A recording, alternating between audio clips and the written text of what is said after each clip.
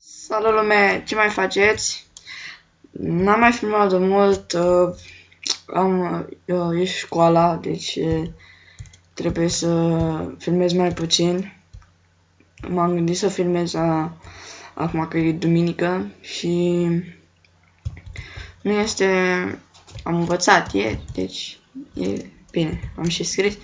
Am avut și vacanță de 2 zile, deci n-am putut, atunci chiar n-am putut să filmez. Am stat mai liber. Dacă vă întrebați ce server e acesta, mulți cred că îl știu. Este Atlantis, Inătă Atlantis. O să las în descriere serverul. Acesta e un prieten. Acest server este popular. Are... sunt câțiva player pe server acum în clipa de față. Nu e niciodată gol. Niciodată. Aici e PvP Arena. Nu prea se încarcă, am lag. Și așa plouă. Și nu mă aștept la mai multe. Aici e shop-ul. Sunt pe Skyblock. Există multe variante de jocuri. Adminul este Dark Power 1, 2, 3 sau 3, 2, 1, nu mai țin minte. Și acest Dark Power este chiar Rafael. Și eu m-am rămas gură cască. Acesta este shop-ul. Invitați, puteți să aveți arme. Puteți să dați 32 de bucăți pentru o sabie sau mai multe chestii. De asemenea, aici este warp, mâncare gratis. Văd că e cineva la închisare. Ce-ai făcut, nene? Nu ne interesează. Aici e warp, mâncare. Se spawnează animale și dacă vreți mâncare puteți să luați de aici. O să mai vă arăt câteva chestii. Da. La mine plouă, deci e întuneric. Adică nu întuneric, e de-abia dimineața, dar nu ne așteptăm la mai multe. Aici puteți pescui. De asemenea, aici puteți pescui.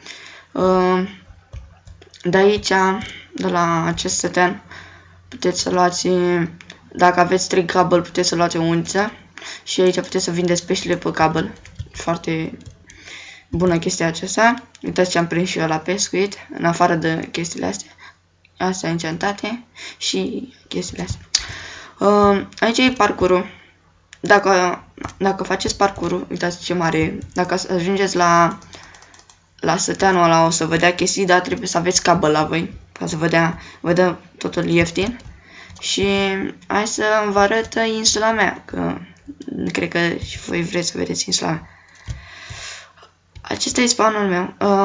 Uitați, eu sunt ownerul insulei și aici partenerii mei, Del Contra și Cristian.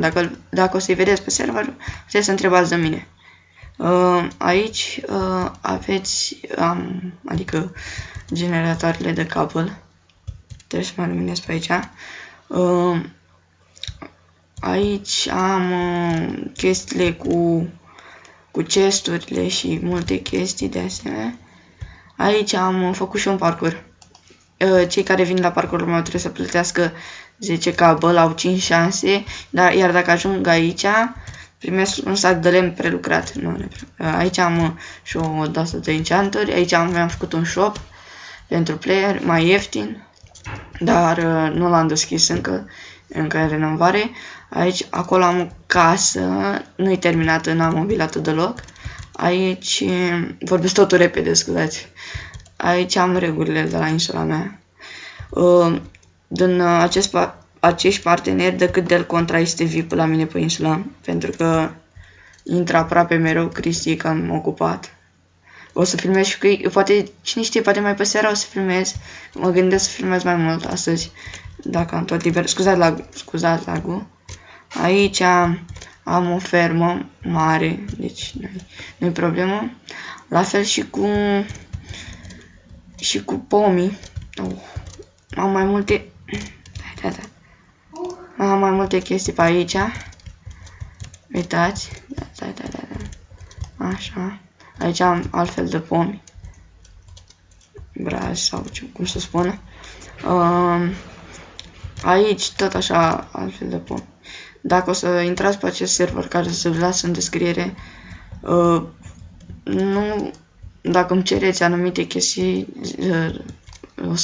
nu cred că o să vă dau anumite chestii, doar dacă o să am multe și chestii, dacă doriți lemn de la pot să vă dau, spuneți numele canalului vostru care sunteți abonat la mine și eu o să vă dau chestii dacă doriți. N-am mult lemn. Da, n-am mult lemn. Mâncare nu e prea multă. Iar piatră cam deloc. Nu se poate. Am și niște chestii encantate. Să dăm spawn. Aici e skyblock. Dacă să vă arăt o chestie. Aici o să vă dea prima dată. Asta e spawn. Și opa, am încărcat eu pe oven de aia. Nașpa. Și aici aveți multe posibilități. Minigame, skyblock. Da. Dar voi dacă o să fiți aici și sunteți cam... aveți și fly, puteți zbura pe aici. Și dacă sunteți cam puturoși să vă duceți la skyblock, apăsați, eu știu, click stânga sau dreapta pe această busolă. Aveți găleata cu lavă, dați click pe aia și ați ajuns aici, la spawn. După aia, dacă uitați aici regulile, ca să nu mai le spun eu, uitați aici, astea e regulile, n-aveți voie cu chestii, n-aveți voie, în primul rând, nu o să spawneze mobi pe insula voastră, e foarte ca lumea, dar nici voi n-aveți voie să faceți spawn, asta e cea mai tare regulă, adică eu nu fac, avem acolo Warp Mob XP, adică ne ducem liniștiți, aici puteți să vă dați IS, te duce pe insulă, uitați și voi. Levelul la insulei la mine e 100 și ceva. Vreau să ajung și eu în top. Hai să fac un pic de parcurs. Hai că hopa. Nu prea mult. La sub altă. Mai enervez eu la chestia asta. Dacă ajungeți sus acolo, vă trebuie neapărat piatră ca să vă dea săteanul ăla ceva. Și ca asta, cam atât a fost. Nu uitați, acest server o să vă las IP-ul în descriere. Nu uitați, dacă v-a plăcut, like, comment, subscribe. Ne vedem pe data viitoare. Bye, bye!